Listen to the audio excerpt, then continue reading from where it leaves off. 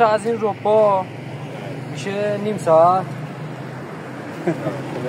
نوکرتم خیلی الان میدونم، میگم 2 تا از این ربا میشه نیم ساعت.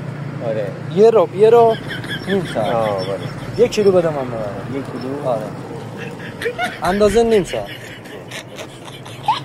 نیم ساعت.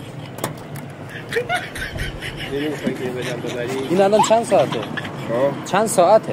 دیگه 4 تا ربع میشه دیگه. 4 تا ربع میشه 2 ساعت؟ آره. نه دیگه میشه 1 ساعت. 1 ساعت. خب من نیم ساعت میکنم. نصفش کنم.